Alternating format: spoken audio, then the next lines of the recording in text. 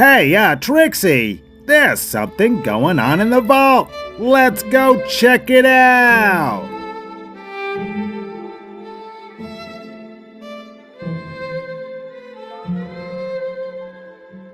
I have yet to hear a good argument against the Bible. Either you believe the Bible or you accept the scientific method. We know evolution is a fact because bacteria have evolved resistance to antibiotics. You're just a Christian because you were raised in a Christian home. There can be no rational argument against Christianity because it would have to use laws of logic to be rational. And apart from Christianity, there's no basis for laws of logic. We're pointing out to our secular friends, you are stealing God's presuppositions. You are a presuppositional kleptomaniac.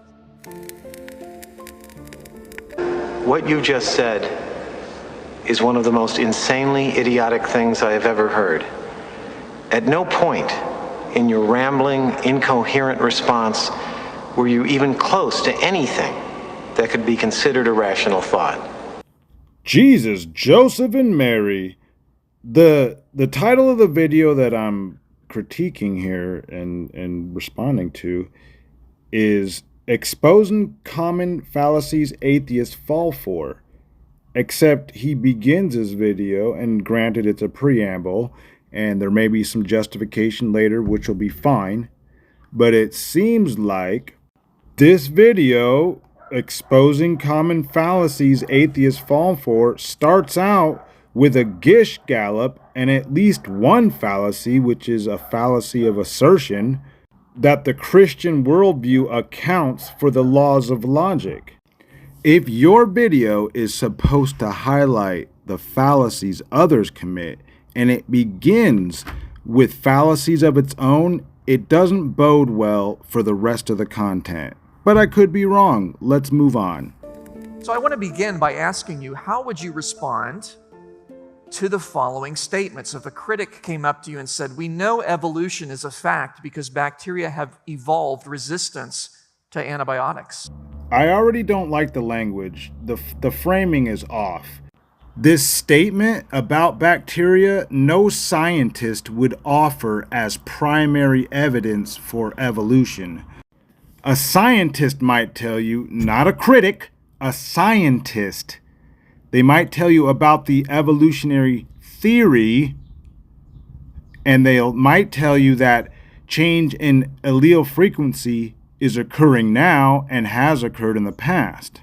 Not only might they tell you that, but after they tell you something similar, they can offer you evidence that such has occurred.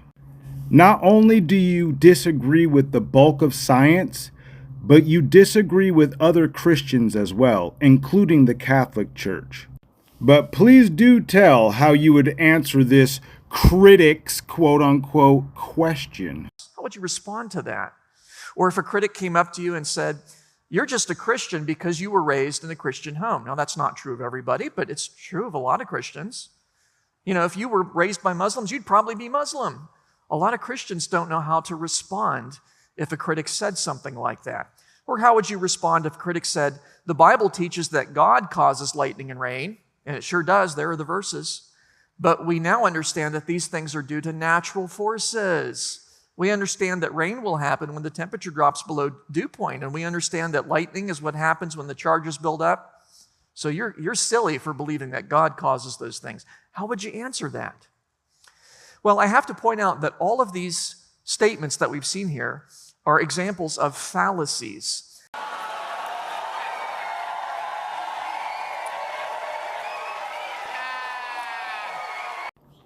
Okay, let's see if Mr. Genesis can back up those claims.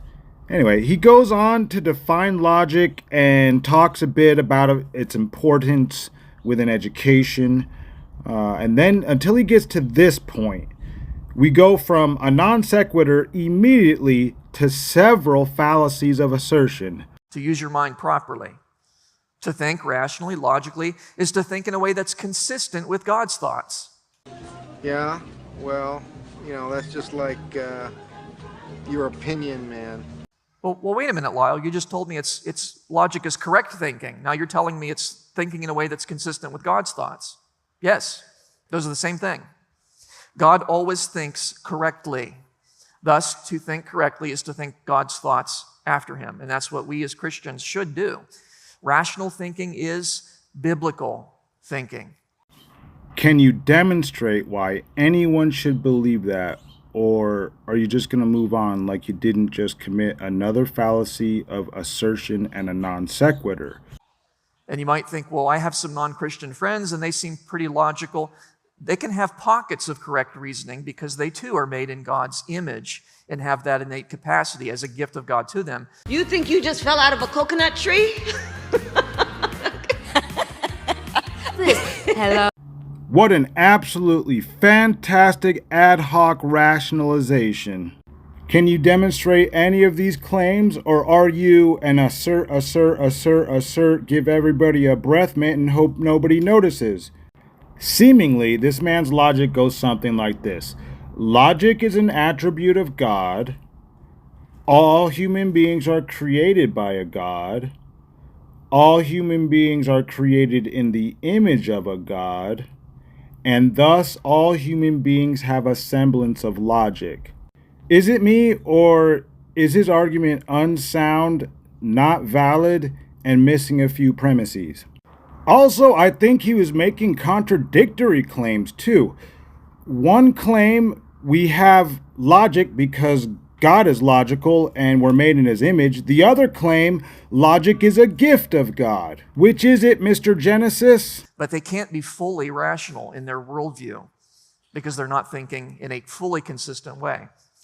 To be rational is to have good self-consistent reasons for your beliefs.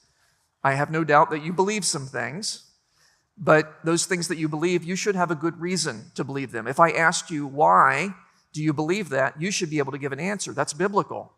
I really don't care what's biblical. You haven't given me any reasoning why I should care. And until such time as you do, so what? Additionally, you are sliding into douchebag theist territory. What? I don't understand theists sometimes. What's your fucking problem? And this is one of the reasons why I make these videos. Christians like this douchebag gives themselves license to denigrate others because of their religion. Where the fuck do you get off claiming others don't have consistent logical worldviews unless they believe in Christianity? It's patently false. Here's the work you are refusing to do. First, demonstrate a God exists. Demonstrate that such a God is your God. Demonstrate the Bible is your God's book. Then demonstrate your interpretation of said book is correct. So yeah, I agree with you. You should be able to defend your faith and give reasoning for your beliefs, but you can't. And once again, it's not just atheists or skeptics or agnostics you're contending with.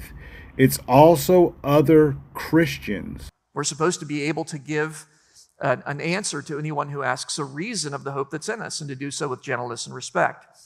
The purpose of education is to train people to become rational, to have good reasons for our beliefs, and to abandon beliefs that have no good reasons. That's theoretically the purpose of all education.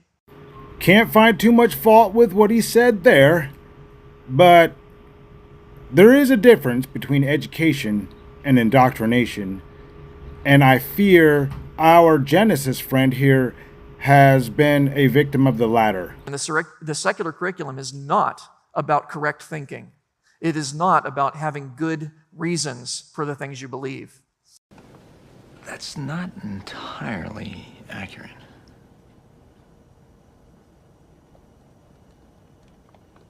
What? Which part?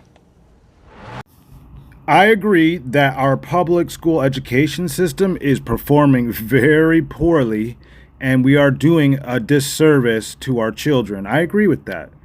However, and there may be like pockets of really problem schools, especially in Democrat-run areas, but I completely disagree. A secular education must teach you reasoning skills and logic. On some level, reasoning and logic needs to be taught because you can't be good worker bees without either one. There are two enemies of rationality, two enemies of logic that you must avoid at all costs. Two intellectual sins, and they are sins. They are arbitrariness and inconsistency.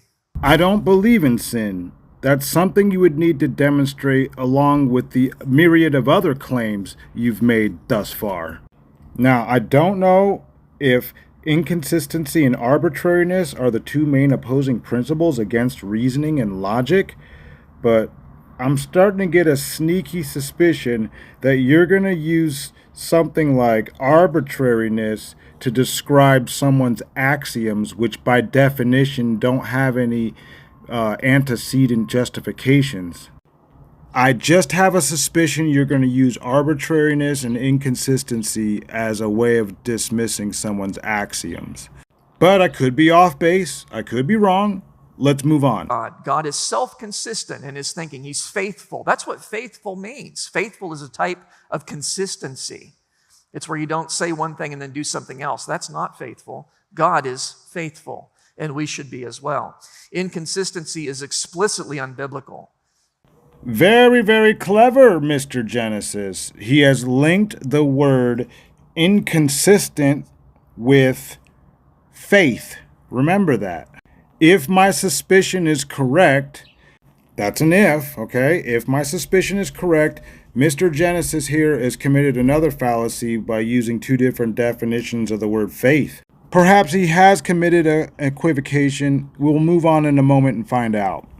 Mr. Genesis goes through his reasoning for being rational.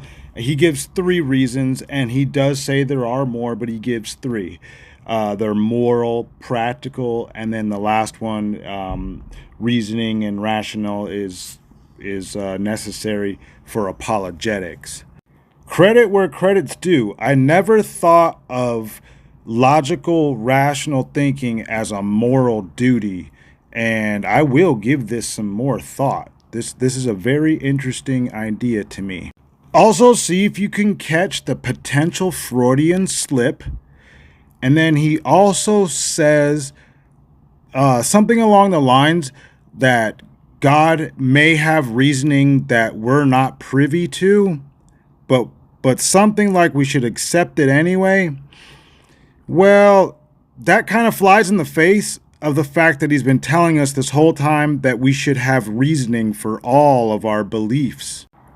In order to remain consistent, any, quote, truth or fact, unquote, your God imparts to you and doesn't give you the reasoning for, you must reject according to your own words. Right, Mr. Genesis? Any attempt at appeals to mystery later are going to be rejected. He's rational. He's self-consistent in his beliefs and his conviction. I guess he doesn't have beliefs. He has facts, right? He is self-consistent in those, and he is not arbitrary in what he does. He's not fickle or whimsical. He has reasons for what he does. He doesn't always reveal them to us.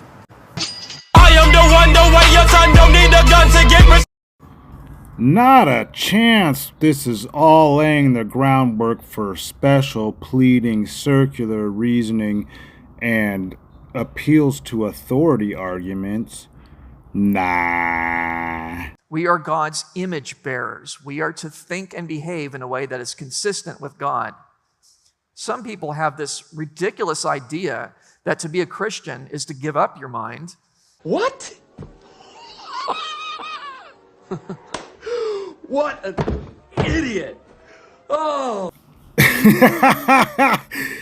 Mr. Genesis, you literally just described exactly that. It's not a ridiculous notion. You literally just described enslaving your mind to the mind of God. The problem, we don't think like God. And as a result, we don't behave like God. Our thoughts are not His, our ways are not His. So what's the solution? Verse 7, forsake our way, forsake our thoughts, and turn to the Lord. And if we do that, He's a merciful God. He'll have compassion and He'll pardon our sins. Some people have this ridiculous idea that to be a Christian is to give up your mind. Yeah, where did this ridiculous notion come from? Jiminy Christmas, my patience is starting to wear thin. Look, this guy yammers on much about that which he believes without providing justification, because it's likely he believes the Bible is the only justification required. But a real critic is going to ask, why should anyone consider the Bible as anything more than historical fiction? Truly, though, he's got a video purported to be able to point out fallacies that's chock full of fallacies. It's laughable. I'll tell you something else too. He is smuggling in like the groundwork. I swear he's doing it. He's smuggling in the groundwork to be making all kinds of fallacious claims later about his God, and why he can't provide actual good reasoning why he believes the things about his God.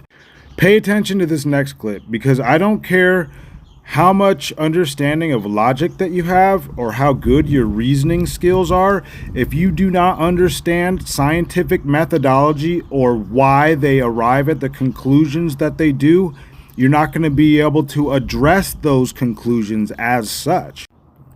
So one, how is a layman supposed to use logic and reasoning to address scientific methodology and their conclusions? And two, there is no such thing as competing scientific models.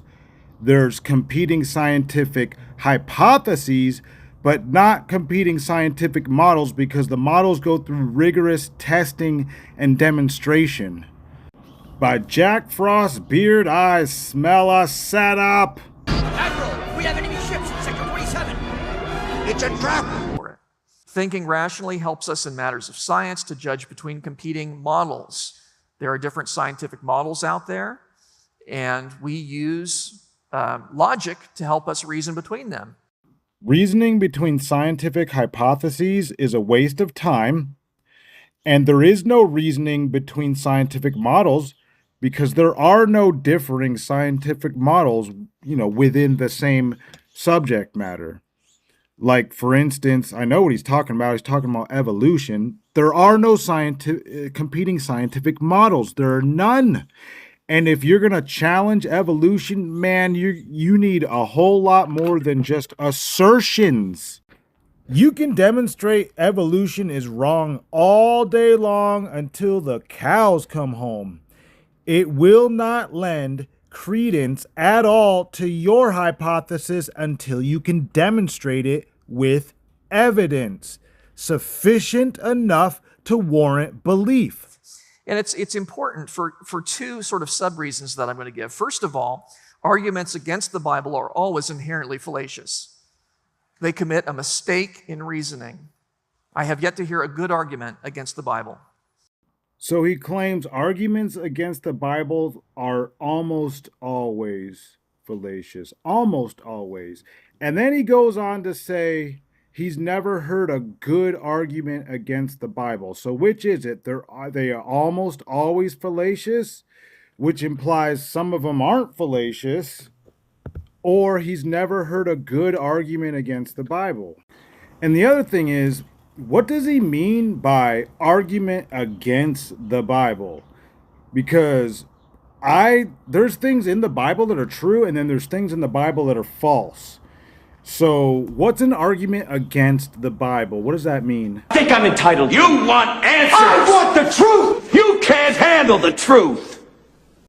An example of what I believe to be true in the Bible would be King David. I believed he existed he was a king of a small, Judean nation. And a good example of a falsehood is the book of Ezekiel claims that the city of Tyre would be destroyed forever, and it would be a desolation, and that Nebuchadnezzar would be its destroyer, when in fact Alexander the Great was the one who destroyed it, and then the city was rebuilt, and the city of Tyre exists to this day. To be quite honest, there are a number of claims in the Bible that seem to be true, and then there are a number of claims in the Bible that seem to be false, and then there are other claims that are completely unfalsifiable. So when you have a text like that, I don't think there's any such thing as an argument against it or an argument for it. The text itself has claims, and each claim has to be taken in turn. Okay, so each claim taken in turn, and each claim requires its own demonstration. Secondly, and this is something most people don't think of, rationality actually presupposes the Christian worldview. In order to be logical, Christianity would have to be true. By St. Nicholas's beard, this is a pernicious lie by precepts.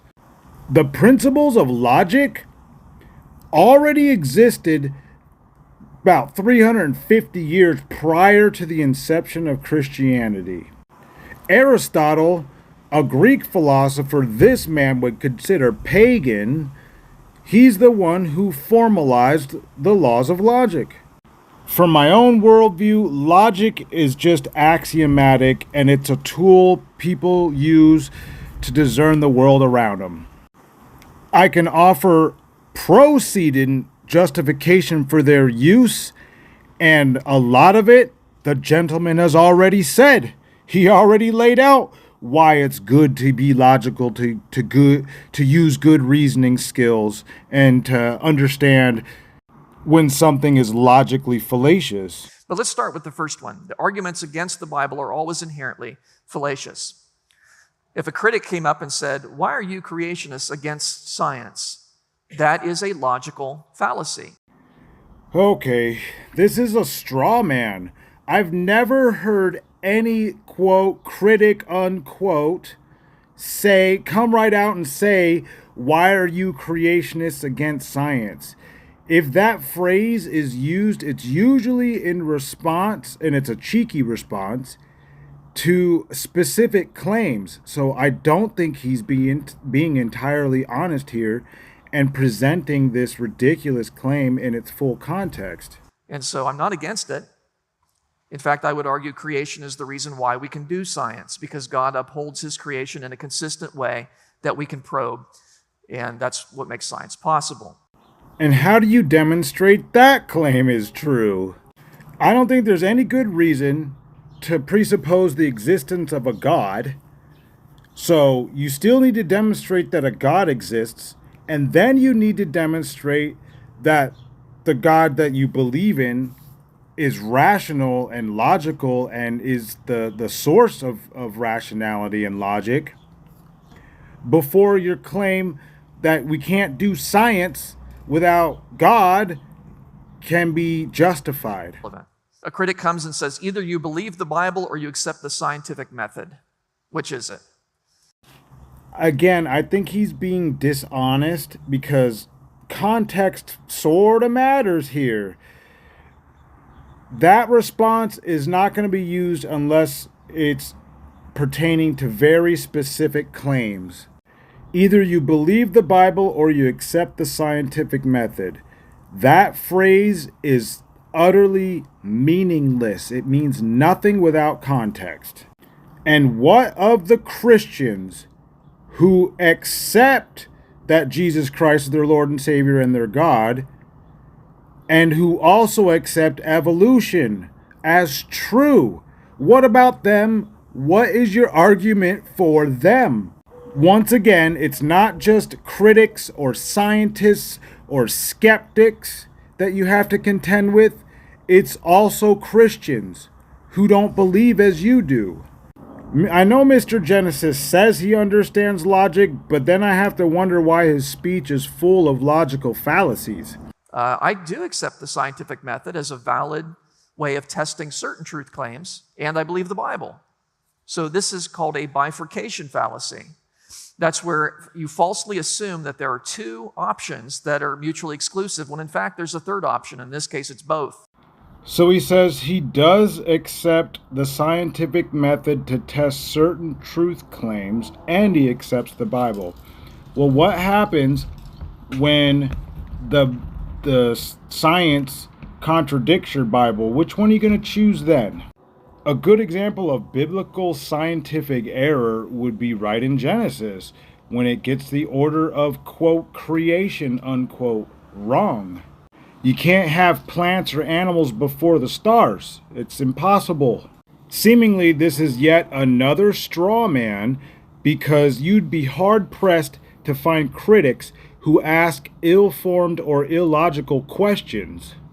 Again, so we're clear, if a critic says either you accept the scientific method or you accept that the Bible is true, I really do love the wording there, because it allows you to accept the scientific method, but tacitly you can reject some of the science's conclusions, right? I'm also very curious. So if you accept the scientific method for some truth claims, what are the quote-unquote truth claims that you don't accept the use of the scientific method for? In your mind, Mr. Genesis, what is a truth claim that the scientific method cannot address? People will sometimes try to offer you a multiple choice test, but life is a fill-in-the-blank test, okay? You're free to say, not A or B, C. Here's my answer. Even if you could demonstrate that an either-or fallacy has been committed, if you're going to offer another option, that option needs to be justified. If you're going to mention it as a possibility, the possibility needs to be demonstrated. If you're going to claim that it's truth, that it's an actuality, that it comports with reality, then probability needs demonstration. So the fact that God makes it rain when the temperature drops below dew point, that's not the fact that we can write an equation to describe when God does this and how is not an alternative to God's power. It just shows that God is logical and mathematical in the way that he thinks. Laws of nature are not an alternative to God's power. They are God's power. What? Bro, what are you talking about, man? Jiminy Christmas, that's quite the extraordinary claim there. Please demonstrate that natural forces are an example of an existent God's power. Also, what's the fundamental difference between your claim that the forces of nature are God's power, or the claim of a pantheist who says the universe is God and everything in it is also God? I'm not talking about the consequences of either claim. I'm talking about the nature of the claims themselves, and to me there's no epistemological difference. Both claims are unfalsifiable and therefore automatically rejected. And secularists have no explanation for why there are laws of nature, let alone why they should be mathematical. Is the universe mathematical, or do human beings apply mathematics to the universe? At any rate, please explain how anyone's ignorance equates to your knowledge. In other words, just because somebody else doesn't know something doesn't mean that whatever you're claiming is true. You know what rational people do when they don't have an explanation for something? They say they don't know, and they keep looking for the answer. And they don't fault others to the extreme for minding their own position. Somebody says, we know evolution is a fact because bacteria have evolved resistance to antibiotics. This is an example, just a classic example, of an equivocation fallacy. That's where you change the meaning of the word in the middle of an argument. See, the word evolution can just mean change. Now, I agree things change, right? Last time I was here, I had less gray. Things have changed, and not for the better, okay? Things change, but I don't believe that microbes like bacteria eventually become people. Did this guy really commit an equivocation fallacy while he was explaining what an equivocation fallacy is? Again, citation please. Who's saying these things?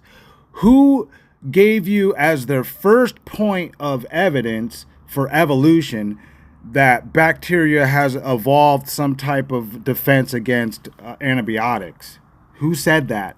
Citation please. Okay, so this guy has a PhD.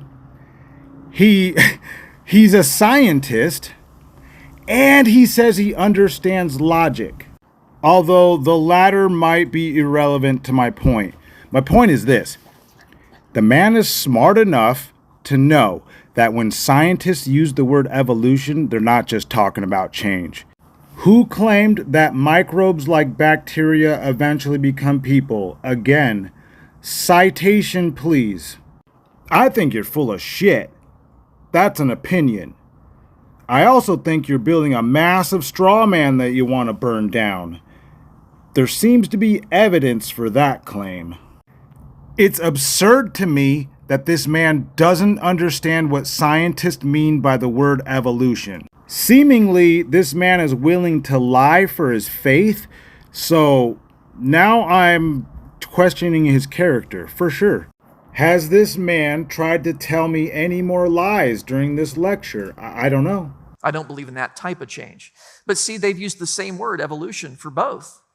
And by showing you change within a kind, bacteria becoming bacteria, which they do, and they change a little bit, but that doesn't prove that fish can become people.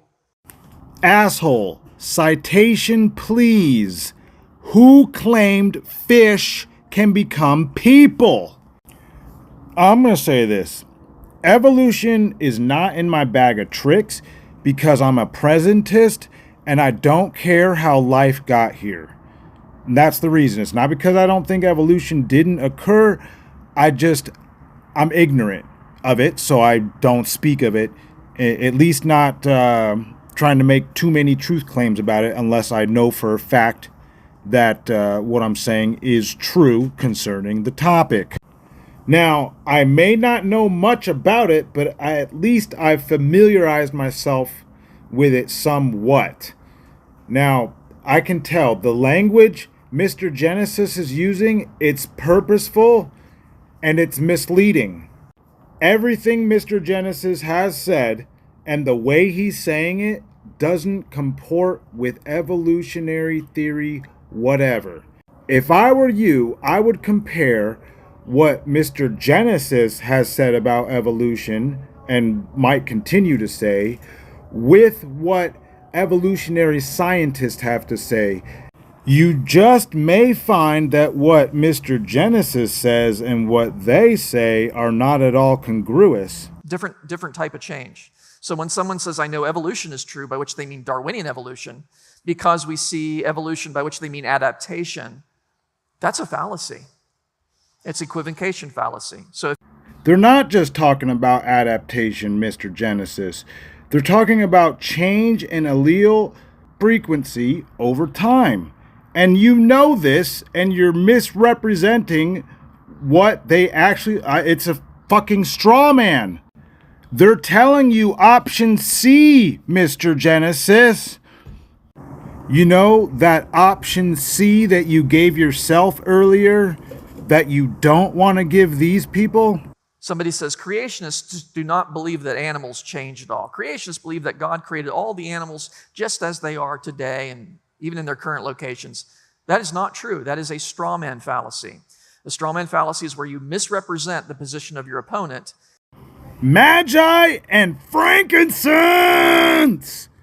Yes, I'm getting a little irritated. Straw man, really? You know... the thing that you're engaging in, like, so fucking hard, I mean, you're sucking on that straw man's dick right now. I'm getting irritated because I know this guy knows that he's manipulating people with the way he's choosing to put together his words.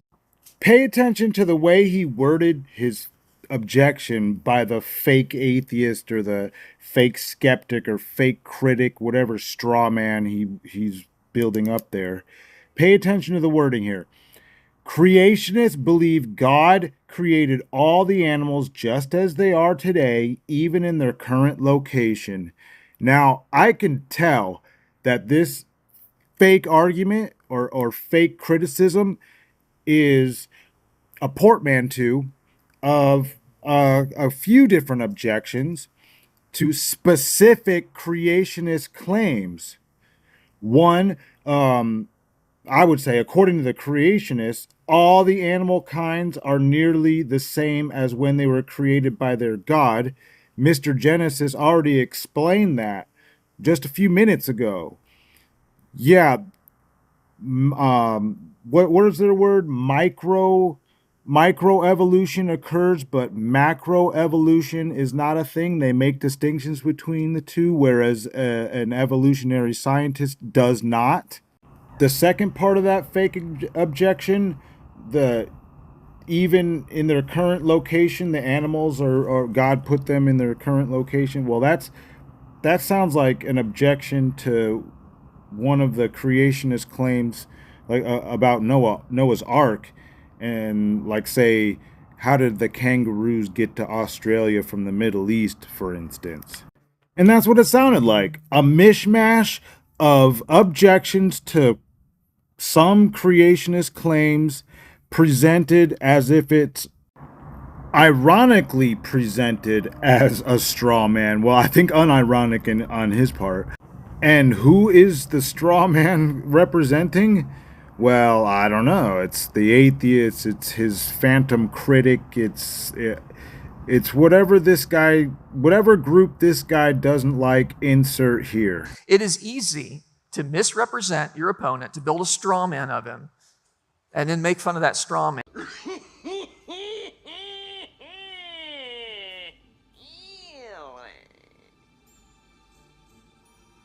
And these creationists, they don't believe in science. They're flat earthers. They don't believe in change. If only they had a brain.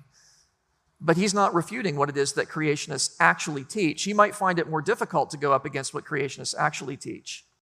Mr. Genesis, is a cartoon meant to be a philosophical argument? Somebody says, you're just a Christian because you were raised in a Christian home. That's interesting, because it is true that if you're raised in a Christian home, you're more likely to become a Christian. The statistics overwhelmingly confirm that. It's not true of everybody, but it's just generally, that's true. It's also irrelevant. This is an example of the circumstantial ad hominem fallacy. This is where you dodge an argument by pointing to a person's circumstances or motivations for making the argument.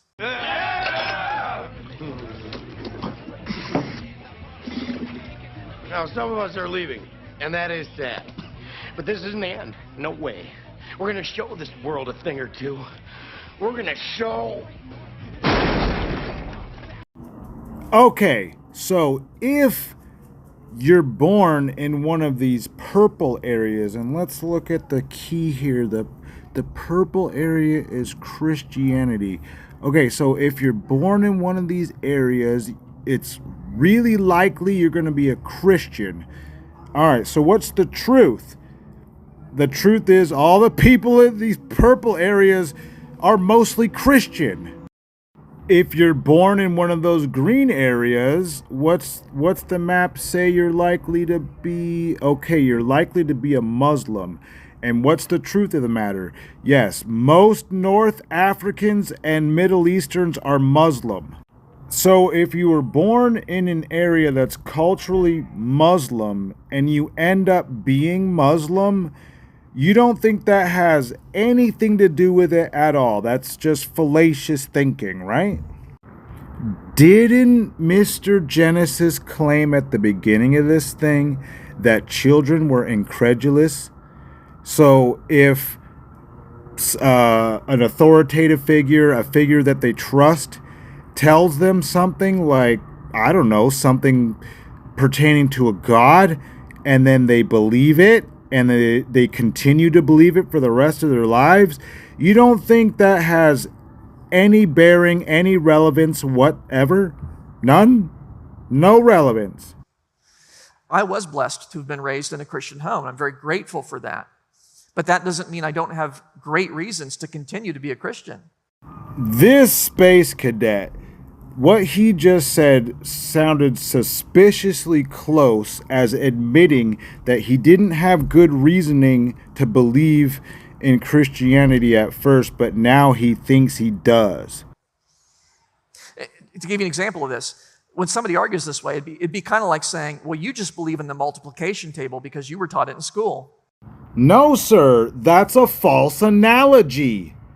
The reason why I believe in the multiplication table is not because of they taught it to me in school, is because the reasoning they gave me while they were teaching it to me in school. Multiplication has utility and it's demonstrable. You can't demonstrate the claims of your religion, and you can't demonstrate why you believe your religion other than cultural transmission. Dear Lord, baby Jesus, I still have yet to hear you try and justify any of your claims. Now, it is true that I probably would not have learned the multiplication table if I had been raised by wolves. I probably wouldn't have figured it out on my own. That's true. I learned it in school. But that doesn't mean I don't have great reasons to continue to believe in the multiplication table. And so likewise, it is irrelevant when and how you became a Christian. That is irrelevant to the truth of Christianity. Well, what if initially you came to a belief for bad reasons, and you still have those same bad reasons to continue that belief? Would it be relevant then? What if you had a belief and you had bad reasons for such a belief, and you built upon those bad reasons, like other more complicated reasons, so you can continue the belief? Would your original faulty reasoning be relevant then? Is it possible, Mr. Genesis, that you're oversimplifying something that's a little more complex and then claiming fallacy fallaciously? Somebody says creationists are not real scientists. I always get a kick out of that. I'm like, well, I spent a lot of time in grad school to be a not real scientist. That's kind of interesting. This is an example of a no true Scotsman fallacy. And that's where you protect a position from rebuttal by incorrectly redefining terms in a way that's not consistent with their dictionary definition. No true Scotsman, really. Just like when creationists claim other Christians aren't Christians because they believe in evolution. Granted, Mr. Genesis didn't make that claim, but I've heard other creationists make that claim. Now, I will throw Mr. Genesis a little bit of a bone. I have heard some people say that creationists are not real scientists. I mean, it's kind of like a pejorative, but the reason why they say that is because their creationist counterparts seemingly do not engage in the scientific method with a certain number of their theistic claims. And perhaps many of the times they don't engage with the scientific method at all concerning their theism or their theistic claims. Can Mr. Genesis here honestly say that creationists do not simply assert the existence of their creator God? There's absolutely nothing scientific about wish thinking or asserting as fact that which has no demonstration. And likewise, there's nothing in the definition of a scientist that requires them to believe in evolution. So, I don't know about that. If science means knowledge and evolution is true, and you're trying to deny the truth or deny knowledge, I mean, definitionally, that probably would make you not a scientist. Again, if evolution is true, I am not claiming that it's true. However, there seems to be the bulk of science that thinks it's true, that has evidence that indicates that it's true. At least they say they have evidence, and I've looked at some of it, and it kind of, makes some sense. But again, I really don't know. I'm ignorant. But you're claiming that you're a scientist that doesn't believe in evolution. Okay, justify that. somebody says, our department is becoming infested with creationists. That's an example I found on the internet. Now, that's an example of a question-begging epithet, and that's where you use biased or emotionally charged language in place of logic to persuade. Oh boy, I would hardly categorize someone bitching on the internet as an argument. But let's just take it for what it is. Was the individual being hyperbolic? Yes, absolutely. But if their department, whatever their department it is, if it had more creationists than not, would their statement be false? If you take their statement and take out the hyperbole and you just take their statement for what it is, there are more creationists in my department than I like. If there are more creationists within their department than not, and they don't like it, is their statement false? Is it fallacious like you're claiming? So by using infested, like creationists are just like rats or something that are just useless and need to be eradicated, they're making an emotional, they're trying to rile up emotions, but have they made a logical argument against creation? We're some real pretty shit now, man. You finished? That's it, man. Game over, man. It's game over. Was the statement intended to be an argument against creation? I don't have a problem with colorful language during everyday common parlance. Do you, Mr. Genesis? Should we be like robots when we speak colloquially? I don't know, Mr. Genesis. Sure seems like you're equivocating right now. No. It's not logical at all. Now, friends, there is a place for emotional language. Don't get me wrong. There is a place for it. Really? You mean like in common parlance, we're allowed to use colorful language? Kind of like the example that you gave? That may not be fallacious.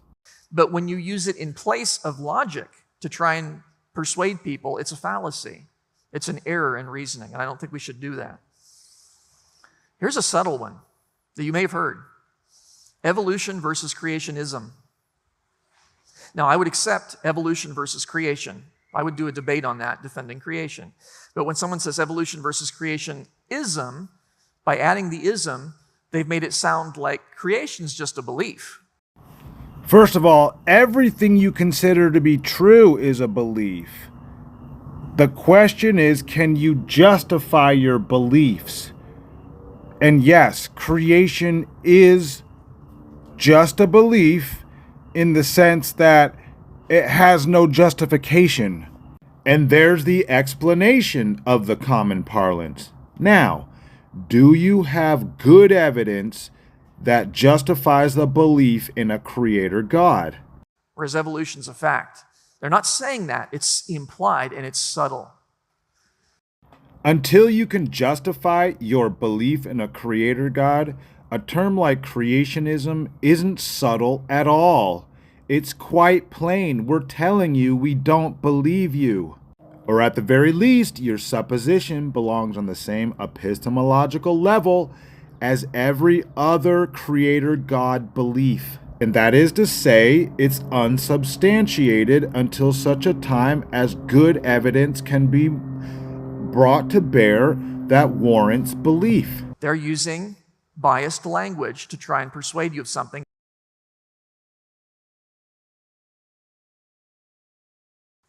I hope I've shown you that arguments against the Bible are inherently fallacious. Now, I haven't proved that all arguments against the Bible are inherently fallacious because I haven't examined all arguments, but all the ones that I have examined have a fallacy in them, or they start from a false premise. In fact, you've done a piss poor job demonstrating arguments against the Bible are fallacious, because a lot of the arguments, so-called arguments you came up with, have been curated by yourself, carefully. Again, my opinion is that you're full of shit, and you're still sucking on that straw man dick, and then you're about to do much worse. Because you haven't mentioned a false premise until now, I'm assuming that you're about to start talking about how Christianity is the basis of all logic. They assume something that's false. So knowledge of logic will help you to be able to refute those and defend the Christian faith well. Secondly, and this one's neat, rationality presupposes the Christian worldview. That's right. Laws of logic come from God. And so my point is, if the Christian worldview were not true, there would be no basis for our conviction that we should be logical. Is Mr. Genesis gonna mention Aristotle or any of the Catholic Church fathers that used Aristotelian logic within their Christian writings? Probably not, because then he'd have to admit that the principles of logic existed several hundred years before Christianity existed. And he'd also have to admit that none of the principles were derived from any prophet of God. None of the principles of logic are in the Bible at all. His claim that logic couldn't exist without the Christian worldview is patently false. This supposition isn't used to increase knowledge or impart knowledge. It's used as a crudgel to avoid hard questions. All right, you space cadet, you've claimed that the laws of logic come from God. All right, justify that claim. And if you try to use the Bible to justify that claim, then you lose. You can't use the Bible to justify the Bible. It's called circular reasoning, and it's fallacious. And I'm going to demonstrate that. What are laws of logic? Well, they're the rules that govern all correct reasoning. I mentioned one earlier, the law of non-contradiction, which says you can't have A and not A at the same time in the same sense. That is a law of logic, and you can't violate that, or if you do, your conclusion will be baseless, probably false, but at least not logical. But what are laws of logic in terms of, can I touch a law of logic or see one in a telescope? Well, no, they're abstract. They're conceptual. They exist in the mind. Yes, much like mathematics, the principles of logic are abstract, and that is until they're applied to reality, then the abstraction goes out the window, right? Logic and their laws are abstractions until they become objective tools, right? Mr. Genesis, haven't you been trying to demonstrate logic's practical application this whole time? And if you think about it, all these characteristics make sense in light of the fact that laws of logic are reflections of the way God thinks. It makes sense that they would have these characteristics because God is the way that the scriptures say that he is. So laws of logic would be abstract because they reflect God's thinking. Thinking is abstract. You can't touch a thought. It's conceptual. It exists in the mind. And everything we know about the mind currently is that it's derived from a living physical brain. Now, I'm not saying that the mind is just purely physical and it's just purely derived from the brain. I'm not claiming that. I'm saying everything we know right now is that the mind is derived from a living physical brain. Now, it's not entirely clear from what Mr. Genesis has said thus far what he believes our thoughts are and what the mind is. I have to wonder if he thinks there's some type of spiritual aspect to it or some type of connection between our minds and the divine. And if that's the case, he would need to provide evidence for that and not just assert it like he's done everything else. There's nothing that's true that's outside the mind of God. Demonstrate how a mind can exist outside a living brain. He makes another cavalcade of claims that he doesn't bother to substantiate. That's because I believe his epistemological approach is the Bible, which is a fallacy of circular reasoning. You can't use the Bible to demonstrate the Bible. Otherwise, anybody could do that. A Hindu could be like, well, the Bhagavad Gita is true because the Bhagavad Gita says X. Or a Muslim could be like, Islam is true because the Quran says X. And then you would be right to point out their fallaciousness. But how can a secularist make sense of these properties? Mr. Genesis, I would like for you to make sense of these properties. All you've done is assert causality without justification. Something like logic is axiomatic, which is self-justifying, or you can use an epistemological approach that I use, which is procedent justification, and that's a demonstration of its utility. Let me ask a question that I never hear any of you theists ask. Why do we need to make sense of those properties? Why does anyone need to make sense of logic's properties? Does someone need to make sense of electricity in order to flip a switch? Do I need to know anything about plumbing or water pressure in order to turn on a faucet? What if I were to say the origins of logic are completely irrelevant to their use? What if I were to say I don't care how logic came to be? I just use it. Mr. Genesis, if you're going to ask a question like how can a secularist make sense of these properties, first demonstrate why anyone should need to make sense of those properties. How can they possibly, why do they believe in the existence of laws of logic? Why do they believe, and they do believe that laws of logic have these properties. Every astronomer I know believes that logic works the same way in the Andromeda Galaxy as it does here on Earth, or in the most distant galaxy seen by the James Webb Space Telescope. Why? Probably because the laws of logic are descriptive rather than prescriptive. The laws of logic are axiomatic. They're self-evident. And the precedent justification for their use is their absolute utility. The belief that they apply everywhere throughout the universe is just that. It's a belief. We don't really know that that's true. However, given all the information we have available to us at the moment, it seems to be the case that logic and its principles can be applied everywhere throughout the universe. At the moment, we have no good reason to consider that the laws of logic could be otherwise. That's why. And Mr. Genesis, I'm just a novice. I do this for fun. It's a hobby of mine, counter-apologetics.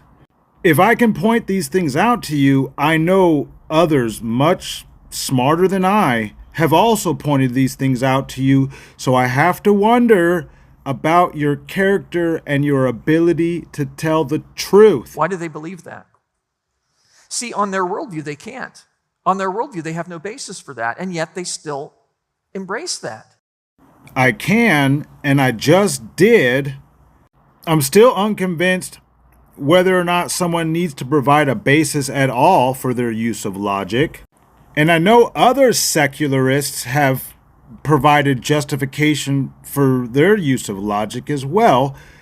You just don't like their explanations, but that's not an excuse to lie about another's position, you fucking Martian. Yes, that was an ad hominem, and yes, it has nothing to do with my argument. I don't care, you fucking Martian. Listen, Mr. Genesis, you haven't been engaging with any real arguments thus far, and I'm not sure at this point in time that I should be either. About that. They expected laws of logic would work, even in that unexplored situation, and they were right to assume that. You know why people know that? Because in their heart of hearts, they know God. Okay, Mr. Genesis has now been elevated to douchebag theist. The douchebag theist. And now that my suspicions have been confirmed, Mr. Genesis is in fact a liar. This is where I stop listening to anything he has to say. The second one of you fuckholes tries and tells me what's going on in my own head, the conversation's over. I really don't care what Romans 1:20 says, Mr. Genesis. You cannot possibly know what is going on in another's head. You cannot possibly know what they do not know and what they know unless they tell you. And even then, you would have to take them at their word because you still cannot know. In their heart of hearts, they know God. Mr. Genesis, what do you mean by heart of hearts? I don't know. That kind of sounds like the vague, flowery language that totally doesn't belong in a discussion about logic, right? I'll say one last thing, and he addressed this in his preamble, and I'm sure he addressed it in his speech as well, but we're not going to get to it because he's spoken enough, and liars don't get any more platform on this channel. But I'll address this. He claims that secularists are stealing from God. I'm going to go ahead and read a biblical passage for you guys. Matthew 24:43, and I believe a similar passage is found in Luke 12. But know this, that if the good man of the house had known in what watch the thief would come, he would have watched and would not have suffered his house to be broken up. Okay, so according to the Bible, if God can be stolen from, he's either not omniscient, he didn't know when he was going to be stolen from, or he's not omnipotent because he was powerless to stop the theft. Or if existent, your God's not good. Play stupid rhetorical games and win stupid rhetorical prizes.